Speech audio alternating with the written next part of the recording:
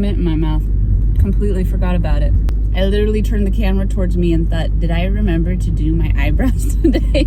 Anyways, I am on my way to get my girl Sally because we are going out to lunch. And I'm very excited about that. It's like the last thing in the world that I want to do, get up early and leave the house. It's such a luxury to not have to do that.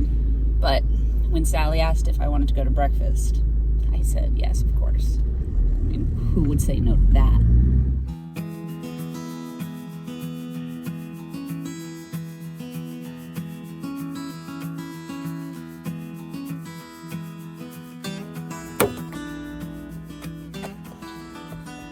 You know, I can tell I'm out of practice when it comes to vlogging because I forget to record anything of interest. I'll get there. I'll get there again. It'll just take a little time. Oh my gosh. Oh, that's heavy.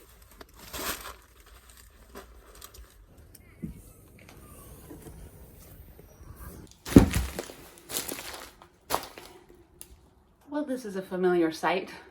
All right, I have to sit on this ball because sitting on a hard surface like this bench destroys me. My sciatica will just go absolutely nuts. So, but it's actually way better for you to sit on an exercise ball anyways. It's a lot more comfortable. I hope it's not too distracting though. Me being like, yeah.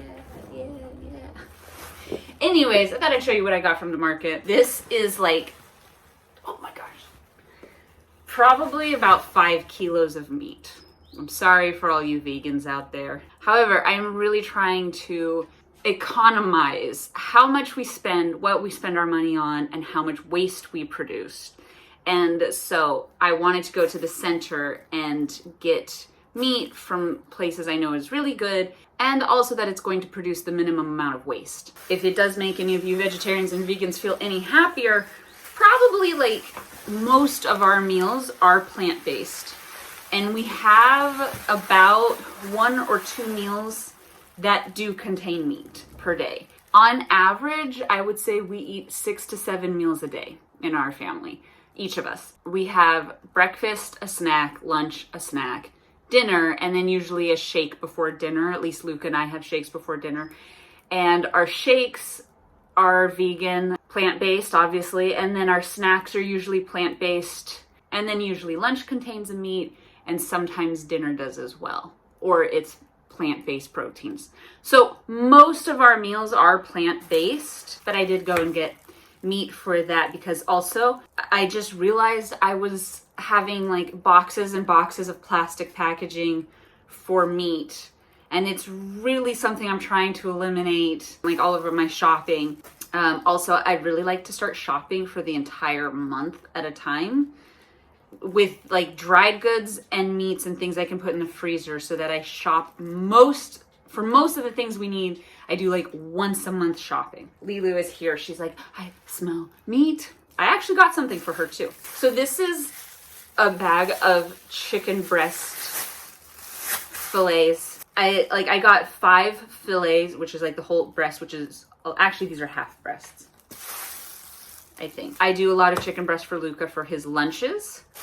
This is a chicken back, like the carcass back part of it, which I make into soups. I'll put one of these in with like a lentil soup I make, and it's really good. Like the nutrients from the bones make a really good, like super nutritious base. This is for Lilu. This is my receipt. It's like heart and lungs, looks like lungs. I don't know, maybe it's good, I don't know.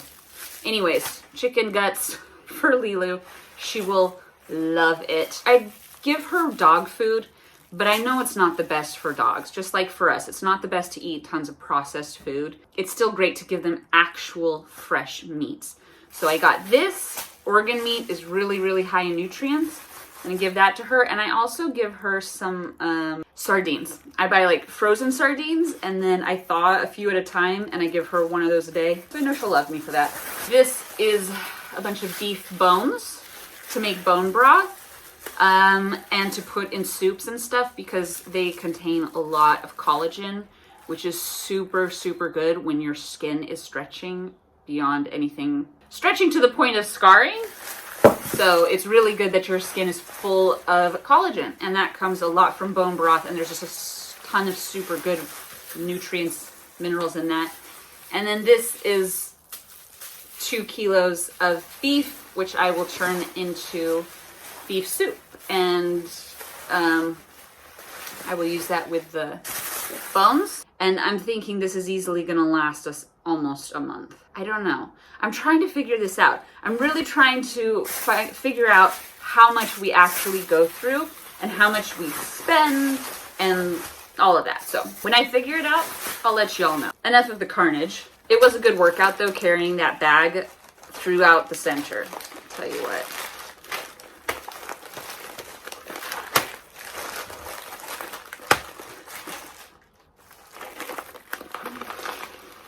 Oh, it smells so good. All right, Cafetino right now, and this is not a sponsored plug or an ad, but Cafetino carries like my absolute favorite, which is this one, the Guatemala. Actually, I can't even remember which Guatemala it is, but I love coffee from Guatemala. Maybe it's just because it's not so strong. Like, it's such a drinkable coffee that I really enjoy it. I feel sometimes the more specialty coffees with all their like strong flavor, I don't know how to describe it, but certain coffees are very strong in their notes, their flavor notes. And it's enjoyable to experience those. But when I'm just like, I just want a cup of coffee at home, I want like the cup of joe. I want that drinkable cup of coffee. You know, it's like the friend that's always there for you. You don't want them to be radical and different, and like, you just need the steady friend. And that's what the Guatemala coffee is. So they have 2 varieties. One is a little bit more expensive than the other. So I'm gonna try them out both side by side. Maybe I'll do that in a video. And then I asked for a recommendation, and he recommended the Ethiopia mocha. It's not like mocha, like chocolate mocha. It's just the name of it. It smells so good. For those of you wondering about drinking coffee during pregnancy, I don't drink it every day. It is something that almost every doctor will tell you it's fine to have a cup of coffee a day, and the caffeine is not going to be that much of a problem. I find it's more of a problem when you're breastfeeding. As far as drinking it during pregnancy, I have one, like always on the weekends, I'll make coffee for Luca and I, and it's so enjoyable. But when I do have coffee, I want real, delicious experience of coffee. So I went there to get all this different kinds of coffee. It was actually, I thought it was a really good deal. Like, I got all this coffee and I thought it was great. I also went to Picard na Osam. Also not an ad or a plug at all, but so far, Picard na Osam, it is the only place that I have found in all of Slovenia that has sourdough bread. My friend Annika, she's actually another expat. She's from Poland. And she asked me one day, we went to coffee, she asked me if I'd ever been to Pekara na Osam, and I said no. And she said, oh my gosh, they really have such great bread there. And probably like, we were still 3 or 4 doors down from the bakery, and I said, oh my gosh, I smell sourdough. I love sourdough bread. It has always been my favorite kind of bread since I was young. I've loved sourdough bread, and I tried everywhere here to find it, to no avail. I tried to make it myself, did not work.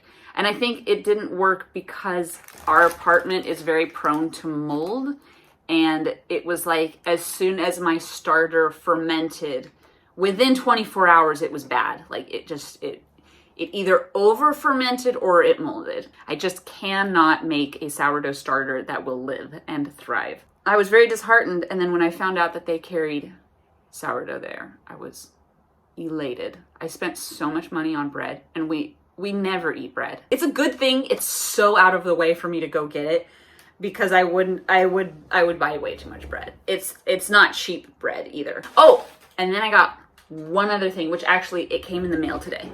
Ta-da! Lilu, my little schnauzer. is getting out of her crate when we're gone. This is how it goes every single time. It's like she behaves well just long enough to deceive me so that I won't put her in her crate when I leave. And then it's like inevitably, I leave her, I don't know, half an hour, and I come back and she's done something so naughty. And I'm like, I trusted you. How dare you? And then I go, well, I shouldn't. And it's happened so many times where I keep thinking she's going to change. I don't know why. She's not a human. Like, why do I keep trusting her? She's like basically a toddler. So then I lock her in her crate when I leave. But she's found a way to get out of her crate. And then it happened one day. Twice in one day, I came home to her having gotten into places she shouldn't have and destroyed things she shouldn't have. And then I put her in her crate and I came home the same day and she had busted out of her crate and got up on the table. And my computer was on the table and there was also a glass on the table. And I thought, if she had knocked over a glass of liquid onto my computer, it would have been my fault. And at the same time, I would have been furious. And that was the day I was like, I'm ordering a new crate. So I got her a crate. I'm very excited to assemble this. It should be Houdini proof for dogs. It was delivered to Luca's office and I wanted to go get it and set it up so that she has some time to get used to it before I have to leave. That's it. That's all I got for you today. I don't know how interesting this was, but I hope it was remotely interesting. Thanks for coming back. If you were an old-time subscriber, thanks for sticking around, coming back. And if you're new, welcome. Okay, I'm gonna go set this up.